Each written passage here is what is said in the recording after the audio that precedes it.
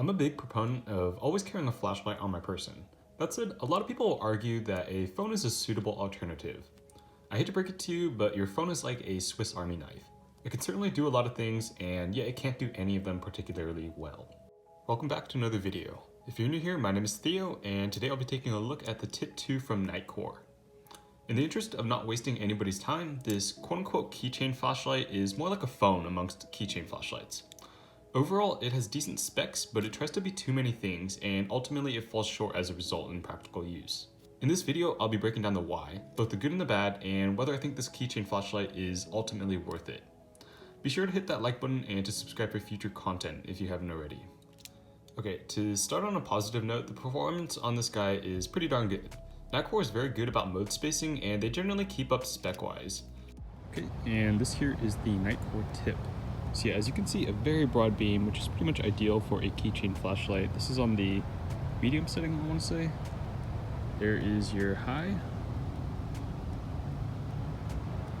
And then this is your turbo. So yeah, exceptionally bright for a keychain flashlight. Definitely punching at least close to or near 700 lumens, as stated on those specs. It's worth mentioning that for the turbo output, you have to manually hold down on the button to keep turbo on, but this makes sense given the heat and power constraints that this flashlight is dealing with. Something really cool that Nitcore has done here is that they've made the cover of the USB port detachable, and they've done this using a pair of, wow, that's heavy, pair of magnets at the base of the flashlight. And off the top of my head, this has three main advantages.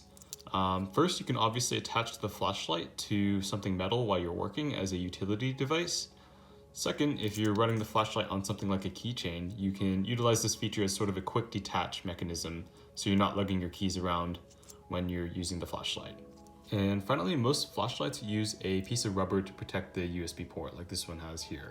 This piece of rubber will eventually degrade and more likely than not snap. So yeah, while somewhat crude in its implementation of the magnets and this tail cap here, this really is a stellar feature in my opinion.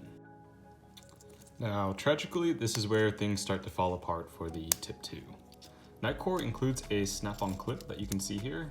If I can get it off. It's actually quite hard to get off, which is a good thing. And this is so that you can clip the TIP2 to your pocket or a ball cap. TIP2 is a keychain flashlight, a pocket flashlight, a work light, and a headlight all rolled into one. And it's just lacking something in each one of those respects. For example, as a keychain flashlight, this thing is just way too big for most people to carry.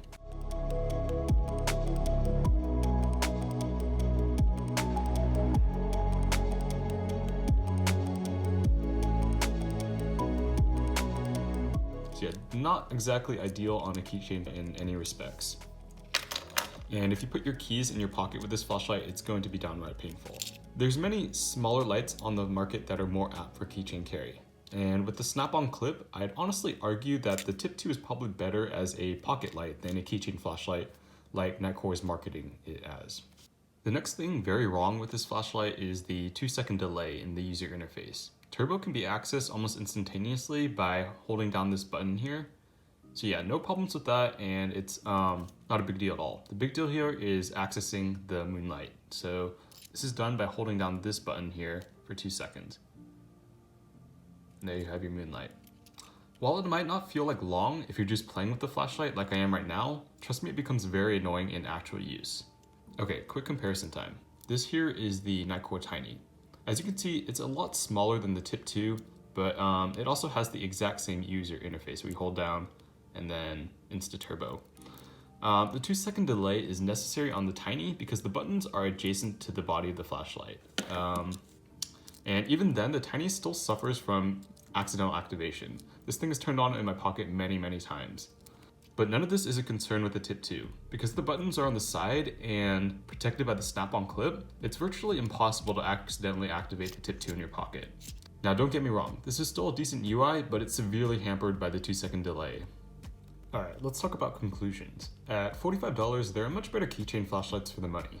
Nitcore has even opted to include Mo memory for the low, medium, and high on this light, which is just stupid because ideally low should always come on first, reliably so that you don't blind yourself. For those of you that don't know what Mo memory is, it basically means that if I turn it on to, say, medium, and then I turn off the flashlight, The next time I go to turn it on, it's going to come on in medium. And yeah, that's not ideal because you want the moonlight to come on first if you're in a low light environment. All of this makes me think that despite Nitcore marketing this as a keychain flashlight, the TIP2 is really more apt as a pocket flashlight. But regardless of intent, the point stands that this is really a jack of all trades flashlight that spreads itself too thin in the process. Now, if you guys check out my site, I have a subjective rankings list of some of the lights that I've handled over the years. Based on the pros and cons I've shared so far and relative to the other lights on this list, I'd rank this as a solid C grade, so pretty much average in the grand scheme of things. Of course, this grade is subjective and is by no means the end-all be-all. Props to Nitcore for the creativity in using the magnets at the tail and the overall unique design.